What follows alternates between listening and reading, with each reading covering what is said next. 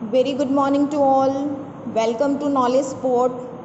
तो आज हम नेक्स्ट वीडियो कर रहे हैं अपनी, that is price elasticity of demand. तो पिछली वीडियो में हमने किया था प्राइस इलास्टिसिटी ऑफ डिमांड का मीनिंग, और उससे रिलेटेड हमने एक मेथड समझा था that is called percentage method, और उसको निकालने के लिए हमने एक सम भी ट्राई किया था कि कैसे सम सॉल्व करते हैं, कैसे डिग्री निकालते हैं इलास्टिसिटी की। तो आज हम कुछ सिचुएशंस और डिग्रीज़ को समझते हैं कि एक्चुअल में इलास्टिसिटी ऑफ डिमांड की जो सिचुएशंस हैं या डिग्रीज़ हैं वो हम कैसे सॉल्व कर सकते हैं, ठीक है, या उसको कैसे समझ सकते हैं, ठीक है। तो फर्स्टली डिग्री समझने से पहले मैं आपको दोबारा रिमाइंड करवा दूं कि प्राइस इलास्टिसिटी ऑफ डिमांड का मतलब क्या होता है, कि कितना चेंज आ रहा है हमारे प्राइस में और उससे कितना चेंज आ रहा है हमारी डिमांड में, उसकी जो डिग्री को शो करता है that is called price elasticity of demand, ठीक है। अब हम वन बाय वन इनकी डिग्रीज़ को समझते हैं, that is very much important question, तो ध्यान से समझना, ठीक है। Let's start. तो सबसे पहले देखो डिग्रीज़ में हमारी आती है that is elasticity of demand is equal to zero. अब इज इक्वल टू ज़ीरो जहाँ भी हो हमने उसको मानना है कि वो परफेक्टली इन इलास्टिक है, ठीक है। अब पहले ये इलास्टिसिटीज़ करने से पहले मैं आप लोगों को इलास्टिक और इन इलास्टिक में मतलब समझा दूँ।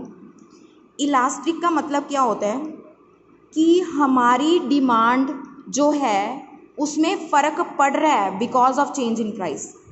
प्राइस चेंज होगा तो डिमांड में फ़र्क हो रहा है, लेकिन इन इलास्टिक का मतलब क्या होता है कि हमारे प्राइस में चेंज होने से डिमांड में फ़र्क ही नहीं पड़ रहा है, ठीक है। That is called in elastic. Price का इफेक्ट जब डिमांड के ऊपर ना पड़ता हो that is called in elastic. जब प्राइस का इफेक्ट डिमांड के ऊपर पड़ रहा है दैट इज़ कॉल्ड इलास्टिक, ठीक है। तो अब हम इसकी डिग्रीज को डिटेल में पढ़ते हैं। फर्स्ट हमारी डिग्री है that is elasticity is equal to zero, that is perfectly inelastic. आपकी बुक के अकॉर्डिंग इसको वर्टिकल भी बोला जाता है, वर्टिकल सिचुएशन, ठीक है। देन उसके बाद एक है that is elasticity of demand is equal to one, इसको हम यूनिटरी इलास्टिक बोलते हैं। और elasticity of demand less than one है, that is less than unitary elastic.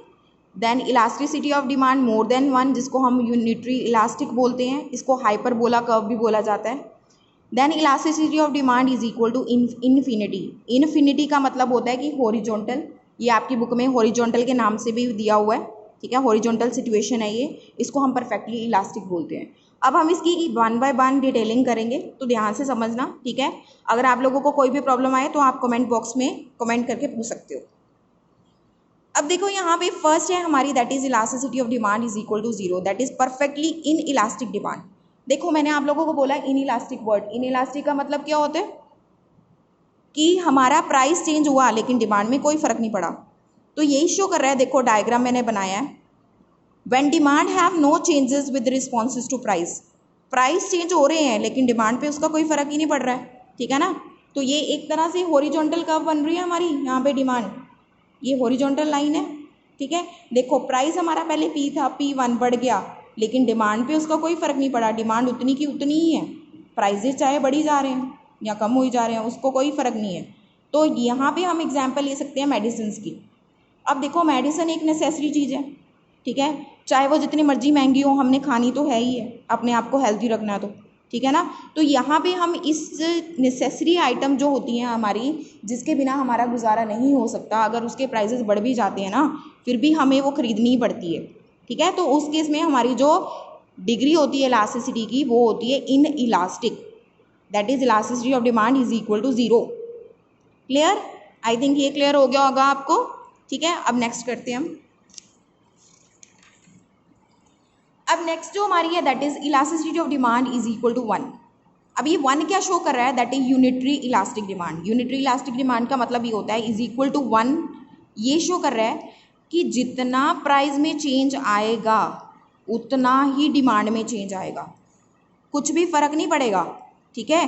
कि ये नहीं है कि अगर प्राइस ज़्यादा कम हो रहा है तो डिमांड थोड़ी ज़्यादा बढ़ गई है या उससे ज़्यादा कम हो गई है, ठीक है। तो ये फ़र्क पड़ेगा सिर्फ आपका इलास्टिसिटी ऑफ डिमांड में, जब वो इज इक्वल टू वन है, ये शो करता है कि जितना चेंज प्राइस में है सेम टू सेम चेंज हमारा किस में होगा, डिमांड में होगा, ठीक है। तो इस केस में हम एक कर्व बनाते हैं, जो हमारी डिमांड कर्व है ना वो हाइपरबोला की शेप में बन जाती है जब सेम प्राइजेस में चेंज है, सेम डिमांड में चेंज है, तो आपकी जो डिमांड है ना वो एक लाइन फॉर्म में नहीं बनेगी, वो एक कर्व फॉर्म में बनेगी, जिसको बोला जाता है हाइपरबोला कर्व। ठीक है।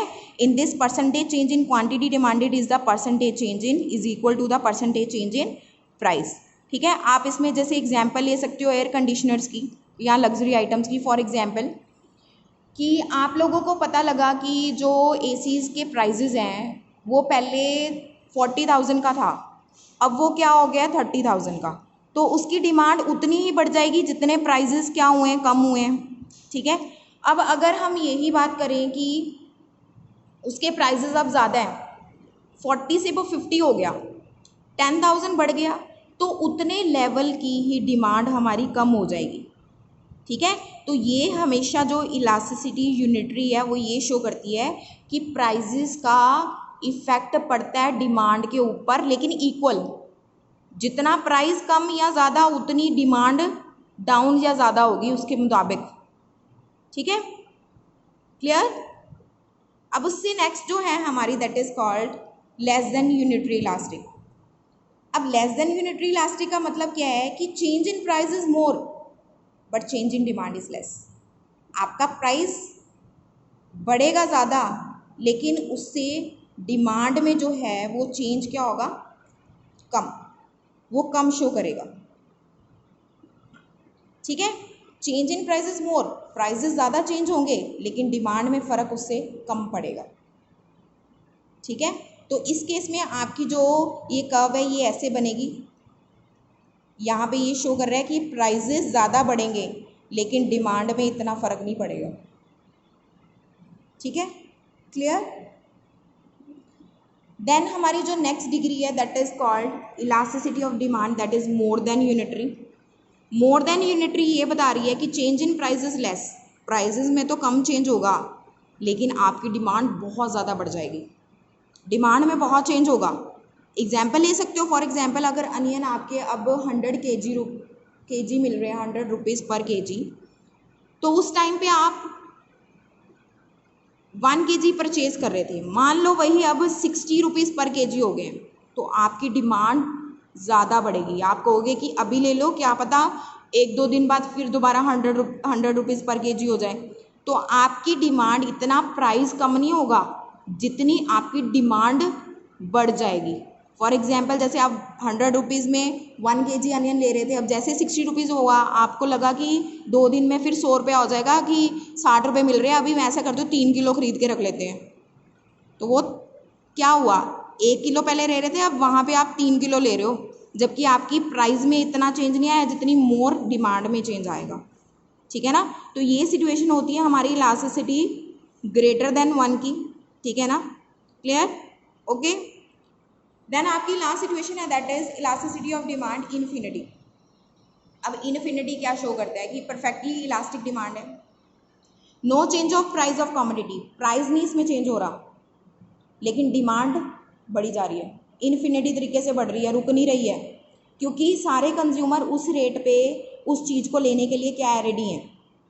ठीक है। मान लो एक चीज़ 10 रुपये की बिक रही है, वो सारे कंज्यूमर रेडी हैं कि हाँ हमने 10 रुपये में खरीदनी है, 10 रुपये में हम ले जा रहे हैं, और उस डिमांड का कोई एंडिंग नहीं है।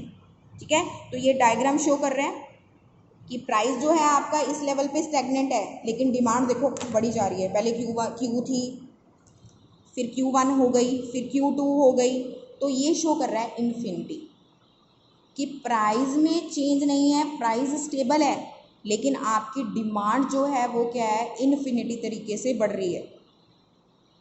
क्लियर। ठीक है। आई होप कि इतनी सिचुएशंस आप लोगों को क्लियर होगी होंगी। यही आपकी सिचुएशंस हैं, यही आपकी डिग्रीज हैं। ठीक है। तो इसको अच्छे से रिवाइज कर लेना, और अगर ये वीडियोस आपको पसंद आए तो प्लीज़ लाइक करना और सब्सक्राइब भी करना, अगर चाहे तो शेयर भी कर सकते हैं। ठीक है। Thank you so much.